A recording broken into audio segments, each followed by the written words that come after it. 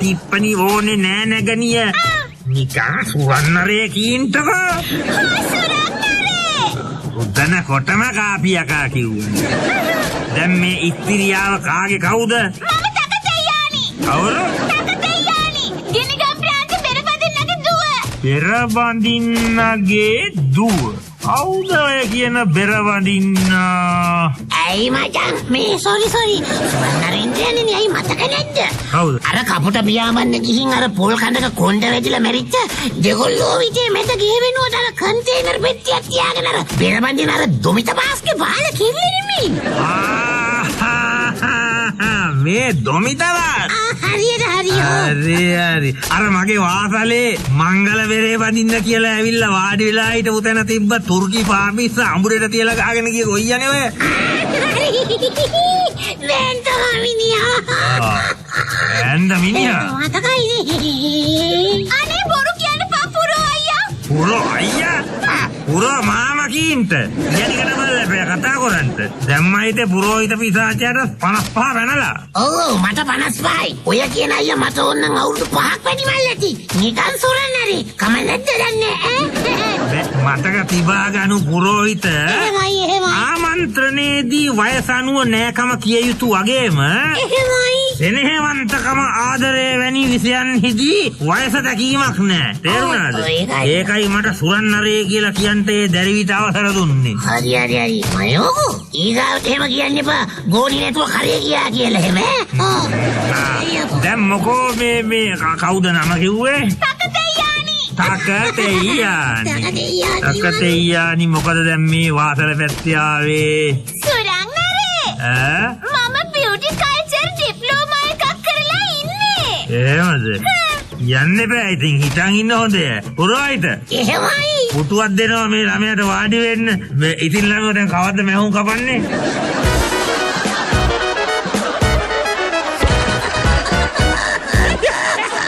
පටිරෝල්.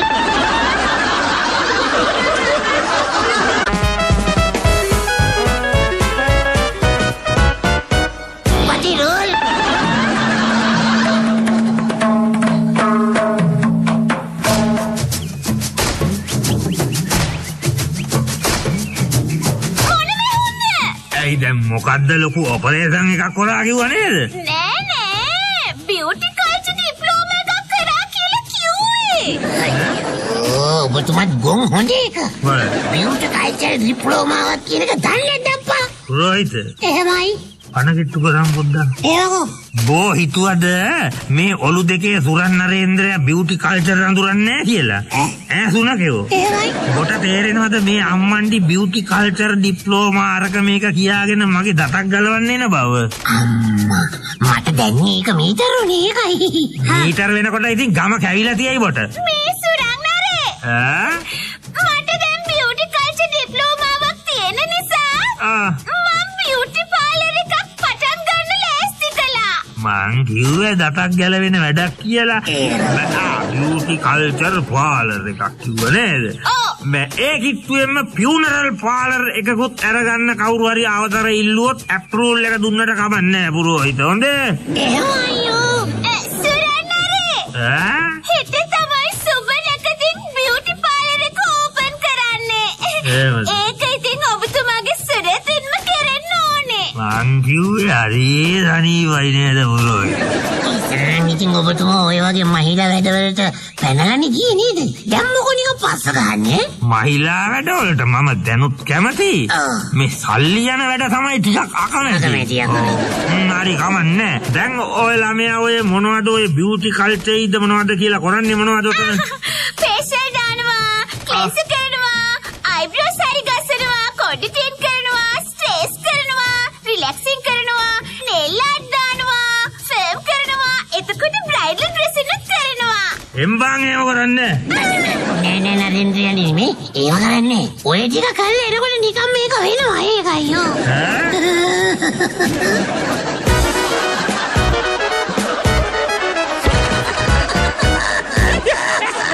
පටිරෝල්.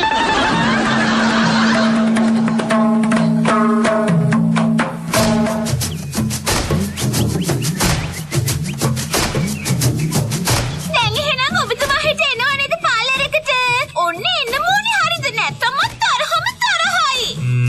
වැඩේට මම නැතුව මගේ දේවින්නාන්ද කෙනෙක් එව්වොත් මොකෝ කියන්නේ සූකිරියෝ. අපෝ එපා. ඊගාවට ඒගොල්ලෝ හැමදාම ඇවිත් ඔබතුමාගේ නම විකුණලා නිකන් පේසල් දාගෙන යයි. අනේ අම්මේ එපා. නැත්ත නරේන්ද්‍රයානේ නෙමෙයි. ඔබතුමාගේ ජීවින් වහන්සේලා තැනකට වැදුනොත් ඉතින් පිටි මැකුණ වැහුවා වගේ තමයි ආපෝ. වසංගත හොඳ ඒකයි. ඇයි මීට කලින් එහෙම වෙලා තියේද? මිහා සන්නාලි සාප්පු, සැලුම් සාප්පු, මිදිවැටි සාප්පු. ඒව පේන්න බෑ ඔය ඔබතුමාගේ ජීවින් වහන්සේලාට අම්මා පව්. එහෙමද? එහෙමයි. හොඳයි. මං එහෙනම් හෙට එන්නම්කෝ බියුටි පාර්ලර් එකේ ෆීත් පටිය කපන්න. තැන්කෝ. මං ගිහින් එන්න සුරං නරේ. බයි තමයි අපේ පණන් අතරක් තියෙන අන්න ඒක විලිවයි උඹලා. නරේන්ද්‍රයානේ නෙමෙයි. ඔබතුමා තවුලක් නැත්තම් ඉතින් ඔබතුමා වෙනුවට අග්‍ර පුරෝහිතයා වෙච්ච මම ගිහිල්ලා පීතපටිය කපලා එන්නද? එපා. අනේ මොකම යන්නම්. බෝගියොත් ඔතන එක පීතපටියක් කැපිල්ල කෙසේ වෙතත් පටි 6ම රෝල් කරගෙන හප්පොලේ ගාගෙන එතනම läගලා කුණු වෙලා මගෙත් නම්බුව කාබාහිමියා කරලා ඒ ලස්සනට. ඔන්න ඉතින් ඔබතුමා රෝන් ටෝක් දානවනේ. මම මීට කලින් බියුටල් පාරේ මොකද ඒ නම? බියුටි පාරේ විවෘත කරන්න ගිහින් ගම කාගෙන ඇවිත් තියනවද කියන්නකෝ. නෑ. ඒක තමයි. බියුටි පාර්ලර් විවෘත කරන්න නොගියට මට මතකයිනේ දවසක් මට විවෘත කරන්න ආපු වළං කඩයක් විවෘත කරන්න ගිහිල්ලා මේ වළංගැට කරේ හිටින්න කාගෙන ආවා. මතකද? ඒක උනේ ඉතින් මගේ වරදින් නෙමෙයිනේ. එහෙනම් ඒ වළංගඩේ මුදලාලිගේ වරදින්. අන්න ඒකයි. කොහොමද මුදලාලිගේ වරද?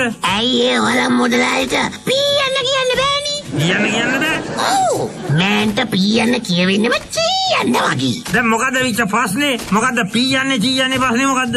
මේකනේ වළං මුදලාලි නැකතට මගේ අතට කතුර දීලා පීත්තපටිය කපන්න කියනව වෙනුවට චීත්තපටිය කපන්න කිව්වා. මමත් ඉතින් මුකුත් බැලුවේ නෑ මුදලාලිගේ පවුලට චීත්තපටිය කැපුවා. ඒක හම්බුණා බට වළංගැට කරේ හිටින්න. ඕ ඉතින් ඒකේ නම හම්බුනේ.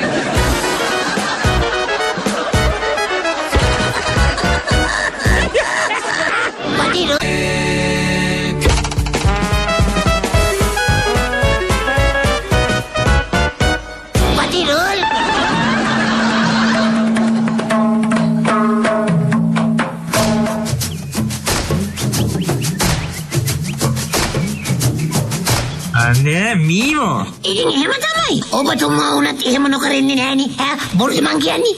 ඔව් ඉතින් කිව්ව දේනේ බෝත් කලේ. ඒකනේ.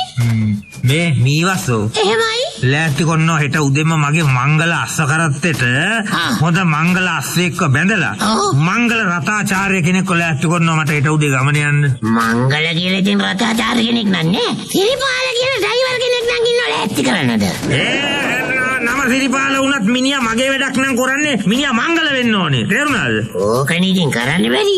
ඔබතුමාගේ හැම මගුලක්ම ඉතින් මංගල වෙන්න බෑ. ඕකනේ අප්පා. එම තමයි නරේන්ද්‍රයාගේ හැටි. නරේන්ද්‍රයා පාවිච්චි කරන හැම දෙයක්ම මංගල වෙන්න ඕනේ. කැස්සත් මංගල තමයි. දැන් ඔබතුමා මලහමත් වලලන්නේ මංගල පෙට්ටියක දාලාද? නෑ ඒකට විතරක් ගෙනේ අවමංගල පෙට්ටියක්. ඒකට මංගල කරලා මෙතන හරියන්නේ නෑ. හරි. මේ ඒක නෙමෙයි නරේන්ද්‍රයානේ නෙමෙයි. දැන් හෙට ওই විවෘත කිරිල්ලට මං ඉන්න ඕනේ නෑ නේද? තමුන් නොගිහින් කොහමද? තමුන්නේ සේරම දේවල් සනිටුහන් කරන්න කෙටුම්පක් කරන්න තියෙන්නේ. මේකයි මට හිත බඩේ අමාරුවක් හැදෙන්න ඒකයි බේබි.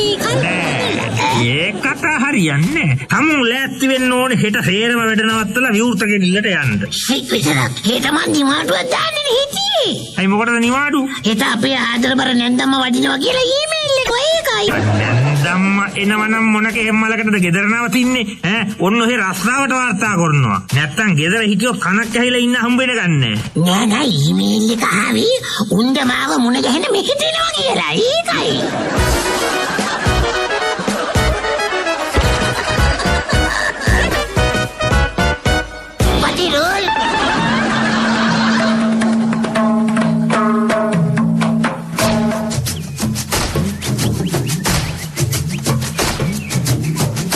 මේට එනවා කිව්වද ඒ අම්මන්ඩි? ඒකනේ.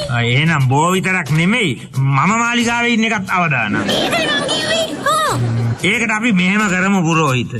හෙට උදේ පාන්දරින්ම අපි දෙන්නත් එක්කලා එහෙමයි. කුකුල අතින් අරන් මංගල කරත්තේ නැගලා අර තකතෙයියානිගේ විවෘත කිරිල්ලට යමු. එහෙනම් ඒවත් කමුකෝ මේ ඒක නෙමෙයි නරේන්ද්‍රයා නෙමෙයි. මොකෝ අපේ නන්දම්ම වහන්සේ නවත ඔබතුමා උච්චර බය. මං එපේ බය වෙන්නේ. අනේ මම දන්නේ නැතුව ඔයා මණ්ඩිගේ හැටි. ඔය මිනිස්සයා වතාවක් මෙහෙ ඇවිල්ලා අල්ලපු ජල්ලියටනේ තමුන්ගේ ඉලක්කම් 3 තිබ්බ පඩිය එක පාරටම ඉලක්කම් 5 දක්වා වැඩි කරන්න මට සිද්ධ වුණේ. ඒකෙන් බොට නරකක් උනේ නෑ මටයි නරක් උනේ. ආයෙනම් උන්දයින පැත්ත පලාතක මම ඉන්නේ නෑ. ඔහොම තමයි නරේන්ද්‍රයානි. එක වෙලාවකට මට හිතෙනවා මේ ලෝකේ ඉන්න සේරම නන්නම්මලා එකම අච්චුවේ ගහපු අයද කියලා. අවසර සරන් නරේන්ද්‍රයානනේ. මොකද ගාන්දර කුකුලෝ? පුරෝහිත පිසාචයාගේ නන්දම්ම ඇවිල්ලා ඔබතුමාවයි පුරෝහිතයවයි මොන ගෑන්ට කියලා. මලා නියෝදි හෙටන එනවා කියලා කිව්වේ සුරන් නරේන්ද්‍රයානනි. ඒක තමයි කියන්නේ. බම්බේනෝ බෝ හිතුවද මම හෙට දිහාට මෙහෙ එයි කියලා? මන් දන්නවා බෝ මාව මගහරින්න රුසියා විත්තිය. ඒකයි මම බොට නොගිය ආදාමේ. හාලා වරින් කොයි පාර? සුරන් නරේන්ද්‍ර ළමයා. විදාචලේ නන්දම්මේ. මම මේ බෝව හදි ගහින් තමයි හිතන් ආවේ හෝ. මේ පඩියම්ට බොල අපේ බෑනට මගේ දූසිංගිත්ත නඩත්තු කරන්ට හා කීකෝ බලන්ට. සරස්මට අනුව අපේ රත්තරන් නැන්දම්ම ගානට වැඩි කරනවා. වැඩි නෝන්දි උනේ නැත්තම් මට ඇති.